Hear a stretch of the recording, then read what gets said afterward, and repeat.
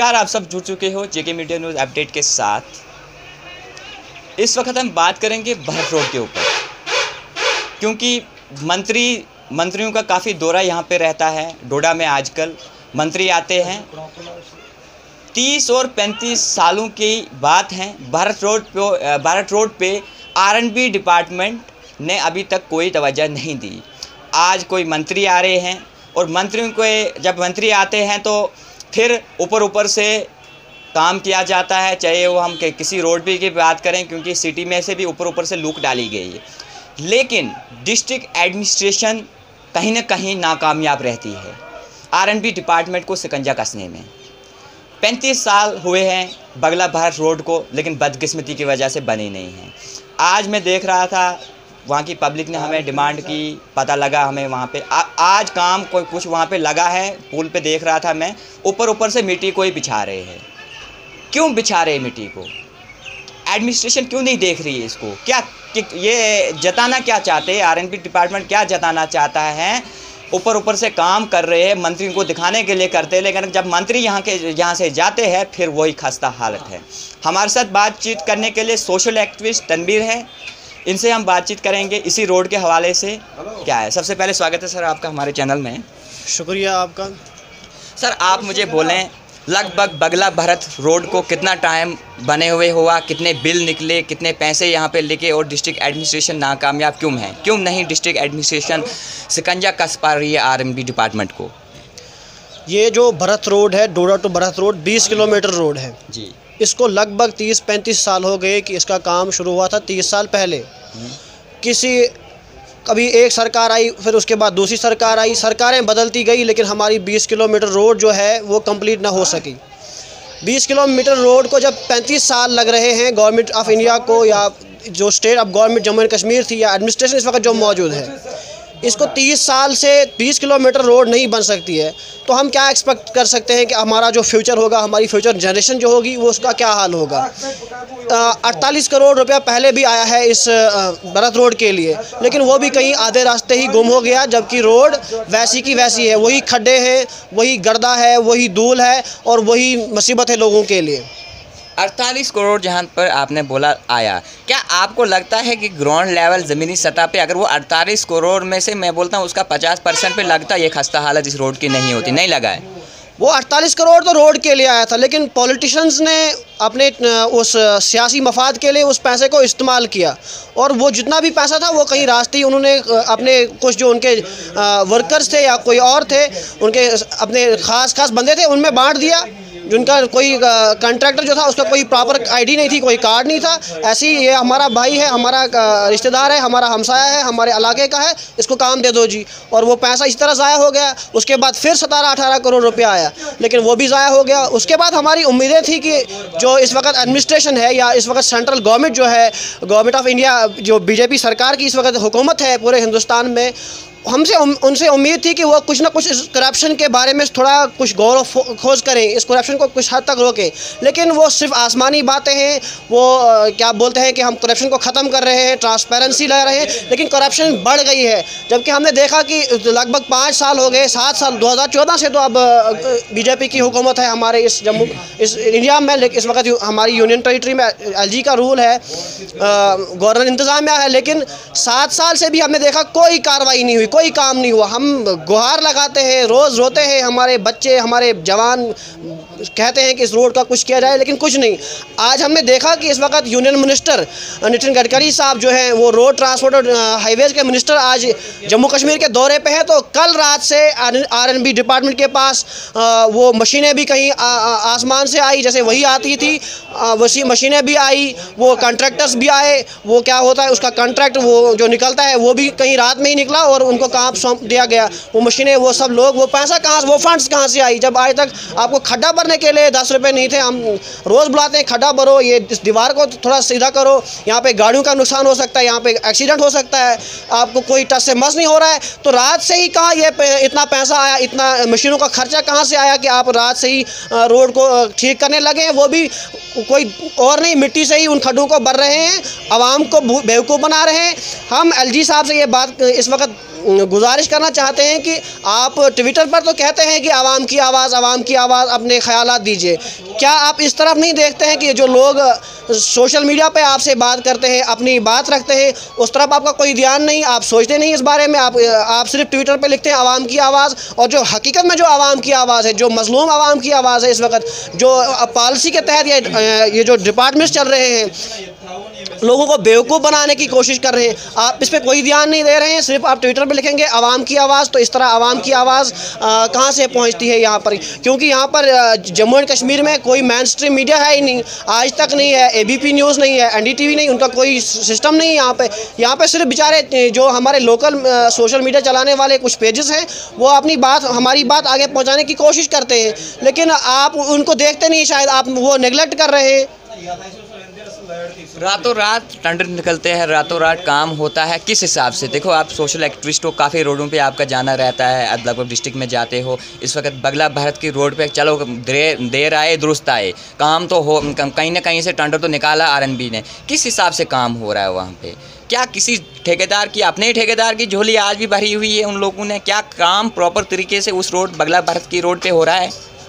वही तो बात है कि जब आपको 5 साल से पैसे नहीं आ रहे हैं, आप कह रहे हैं हमारे अकाउंट में पैसा नहीं है, कोई फंड्स नहीं है, साल से 6 महीने से आप ऐसी बात कह रहे हैं। अब हमने PMGSY को ये उनके सुपुर्द कर दिया, आज तक, जब तक ना ऊपर से कोई आएगा, पैसा नहीं आएगा, तब तक हम कुछ नहीं कर सकते।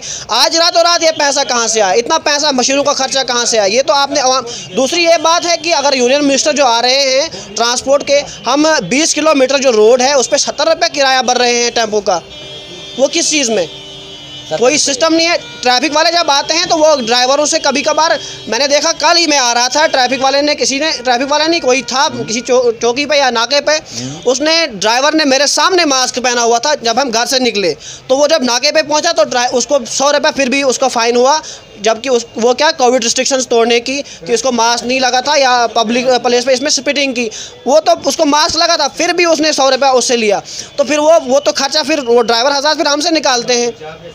और जो हमारी जो प्रॉब्लम होती है, जो जनरल पब्लिक जो सफ़र कर रही है, इतने एक्सीडेंट्स होते हैं, इतनी गाड़ियां टूट रही हैं, इतना लोगों के जो आसपास जो बागात हैं वो ख़राब हो रहे हैं, ये लोगों को बेवकूफ़ बनाने की पूरी कोशिश की जा रही है एडमिनिस्ट्रेशन की तरफ से, खास करके RNB डिपार्टमेंट की तरफ से।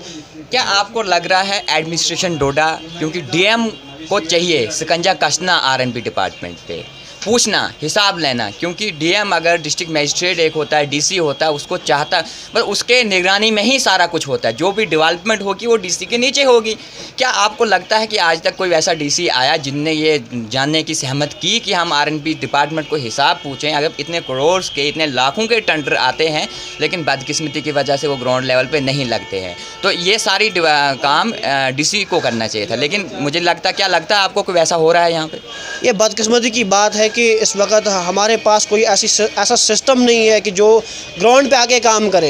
एडमिनिस्ट्रेशन अपने कागज़ों में काम करती है, लेकिन हमें तहसीलदार तक, DC साहब को आप छोड़िए, तहसीलदार या नायब तहसीलदार को या किसी SDM वगैरह को कभी नहीं देखा, किसी एक्सिन को, RNB डिपार्टमेंट के किसी आला ऑफिसर को हमने नहीं देखा कि वो रोड पर आए।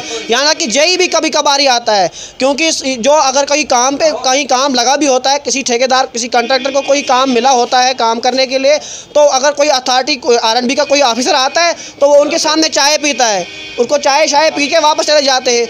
वो उसका डर होना चाहिए था कि कम से कम कोई ऑफिसर आ रहा है, मेरा काम देखेगा। होती है, बादल आसमान पे ही होते हैं, तो वो जो दीवारें हैं वो खिसक जाती हैं और फिर से नई फंड्स। ये एक बना है, एक बिज़नेस हब बना है Bharat road, Doda to Bharat road, ये बिज़नेस हब बना है पूरे डिपार्टमेंट के लिए, और इसको 30 साल हो गए इसी तरह, और हमारे सर से निकलता, हम किराया ज़्यादा भरते हैं, हमारे लोगों की जो गाड़ियाँ हैं वो टूट रही हैं, हमारे ड्राइवर्स रो रहे हैं, हमारी आवाम सफ़र कर रही है और किसी को कोई परेशानी नहीं है। हम चाहते हैं कि जो यूनियन मिनिस्टर आ रहे हैं, एक हमारी गुजारिश रहेगी कि कम से कम आप 10-12 किलोमीटर तक ज़रा चल के आएँ हमारे भरत रोड पे, आपको महसूस होगा कि क्या इस वक्त जो हमारा डिजिटल इंडिया है वो किस सूरत में हमारे भरत बगला के इस रोड पे है, क्या है डिजिटल इंडिया इस हमारे इलाके में। कुछ टाइम पहले या कुछ साल पहले की बात करूं मैं, कि कुछ डिलीवरी केसेस होते हैं, उनकी रास्ते में ही डेथ हो जाती है। कैसे मतलब अगर आज इसका आजकल में भी हम देखें कि कभी किसी का लेडी का कोई डिलीवरी का मसला या हो, कैसे मतलब आप लोग मैनेज करते हो? क्योंकि खड्डों की कमी यहाँ पे है नहीं, खड़े खड़े आपको यहाँ से वहाँ तक दिखेंगे। 20 किलोमीटर की बात है, तो क्या कैसे हम देखते हैं उसको? देखिए, देखने के कहीं अंदाजे हैं। हम देखते हैं कि अगर हम किसी पेशेंट को, खास करके डिलीवरी वाली लेडीज़ को, हम प्रेग्नेंट लेडीज़ को हम अगर गाड़ी में बिठाते हैं ताकि उसको डोडा हॉस्पिटल में लिया जाए, वो अब ना हंस सकते हैं ना रो सकते हैं, क्योंकि हम उसको अस्पताल के लिए, हॉस्पिटल के लिए भेज रहे होते हैं कि कहीं उसका वक्ती तौर पर कोई मेडिसिन उसे मिले। लेकिन ये किस्मत, बदकिस्मती और किस्मत हमारे शायद दोनों हैं कि वो खड्डों की वजह से वो जो जंप लगते हैं वो डिलीवरी ऑन द वे होती है। इतनी बदकिस्मती की बात है हमारे इस इलाके की, बरस बगला की। आपकी क्या डिमांड अब एलजी इंतजामिया से और डिस्ट्रिक्ट एडमिनिस्ट्रेशन डोडा से रहेगी? क्योंकि काफ़ी, अब क्या डिमांड आपकी रहेगी? हमारी डिमांड रहेगी कि कम से कम जो गवर्नमेंट ऑफ इंडिया का जो पैसा आता है, 48 करोड़ रुपया आया, 17 करोड़ रुपया आया, अब पता नहीं कितने करोड़ और आएंगे। सुनने में आ रहा है कि PMGSY के अंडर ये रोड हो रही है, लेकिन जब आपने 70 करोड़ रुपया गवर्नमेंट ऑफ इंडिया का ज़ाया कर दिया, वो किसी अगर अच्छे फील्ड में अगर कहीं लगता तो आवाम की कोई बेहतरी होती, आवाम का कुछ फ़ायदा होता तो बात थी। अगर आप फिर से इसको 50-60 करोड़ फिर से खर्चा करेंगे और इसी तरह ये चोरी चलती रहेगी, ये डकैती चलती रहेगी, तो ये लूट खसूट चलती रहेगी, तो वो गवर्नमेंट ऑफ इंडिया का जो वो पैसा है वो मुल्क की आवाम का पैसा है।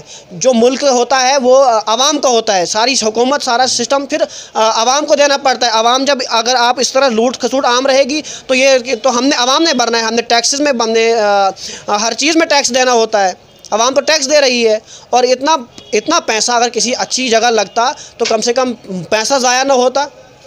तो हमारी गुजारिश रहेगी एलजी साहब से कि आपके एडवाइज़र साहब यहाँ पे आए, जो पिछले साहबका गवर्नर थे उस टाइम, उनके एडवाइज़र आए और कहीं अथॉरिटीज़ आई, लेकिन वो सिर्फ डिस्ट्रिक्ट जो है यहाँ पे, जो सेंटर है डिस्ट्रिक्ट के अंदर, यहाँ पे आते हैं। तो डिस्ट्रिक्ट से बाहर जो यहाँ पे इलाके हैं वहाँ पे दौरा नहीं करते, वहाँ पे कोई देखभाल, उनकी कोई नज़र नहीं होती, उनको पता ही नहीं होता है कि क्या है। आए, खाना शाना खा गए, कोई ऑफिसर से मीटिंग कर गए और वापस चले गए। हमारी गुजारिश रहेगी कि कम से कम अगर आप आते हैं तो रोड्स पे ध्यान दीजिए, कम से कम जो कंस्ट्रक्शन वर्क होते रहते हैं, डेवलपमेंटल वर्क हो, उनके कहीं ना कहीं 2 मिनट के लिए कम से कम नज़र दें, कहीं ये पैसा ज़ाया ना हो। कहीं ये जो हम एक बार रोज़ तो सरकार कहीं से पैसा, तो यहाँ पर ख़जाना तो नहीं है, ये तो आवाम का पैसा है। अगर रोज़ आप 5-6 साल के बाद 50 करोड़ डालते रहेंगे तो मुल्क का नुकसान तो होगा ही, और आवाम का तो ज़्यादा नुकसान है कि आवाम को दोबारा वो चीज़ मिलनी नहीं है। देख सकते हो कि बगला भारत रोड की खस्ता हालत। सोशल एक्टिविस्ट तनवीर जी हमारे साथ बातचीत करने के लिए है। जैसे इन्होंने बोला कि मिनिस्टर्स यहाँ पे आने वाले हैं, मिनिस्टरों को दिखाने के लिए आज एडमिनिस्ट्रेशन डोडा, ये बात भी सच है, जब आज तक R&B डिपार्टमेंट को पैसा नहीं आया, आज तक R&B डिपार्टमेंट के पास मशीनें नहीं थी, रातों रात वो मशीनें कहाँ से आई? चलो देर आए दुरुस्त आए, कोई टेंडर निकाला भी तो निकाला किस तरीके से, सिर्फ ऊपर से। बगला भारत रोड पे हमने विज़िट किया, यहाँ पे हमने पाया कि मिट्टी मतलब कर रहे हैं, मिट्टी डाल रहे हैं ऊपर से, क्यों? और यहाँ के जितने वहाँ जो मिनिस्टर्स यहाँ आने वाले हैं उनसे मेरी रिक्वेस्ट रहेगी, आप ज़रा विज़िट करें, इन एरियाज़ को देखें। काफ़ी जो मतलब इन एरियाज़ में आप जाएं, देखें कि क्या डेवलपमेंट हो रही है, डेवलपमेंट कहाँ हो रही है, किस ठेकेदारों की झोलियाँ भरी जा रही है।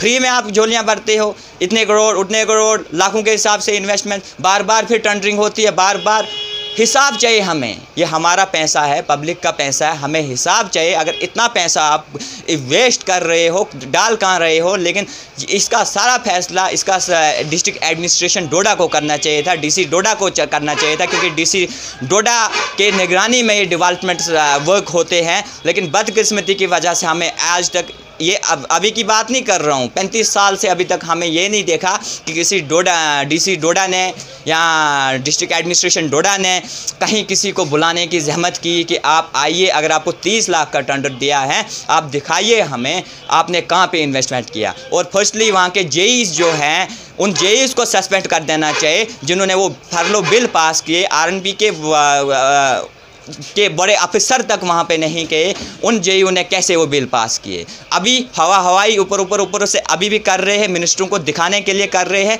मेरी रिक्वेस्ट डिस्ट्रिक्ट एडमिनिस्ट्रेशन डोडा से रहेगी और एलजी इंतजामिया से रहेगी कि प्लीज़ आप जल्द से जल्द कोई इंक्वायरी बिठाओ, आरएनबी डिपार्टमेंट पे शिकंजा कसो और आरएनबी डिपार्टमेंट को टेंडर नहीं, नया टेंडर निकालने के लिए नहीं बोलो। ये जो पुराना पैसा इन्होंने वेस्ट किया उस पैसे का हिसाब लीजिए। और डिस्ट्रिक्ट एडमिनिस्ट्रेशन डोडा से मेरी रिक्वेस्ट रहेगी आप जल्द से जल्द आरएनबी डिपार्टमेंट को बुलाओ और हिसाब लो कि इतने पैसे अगर आपने लगाए हैं, लगाए तो लगाए कहाँ हैं। वहाँ की पब्लिक बहुत परेशान है। आप जुड़े रहे हमारी नेक्स्ट अपडेट के साथ। मैं राहुल शर्मा आपके साथ।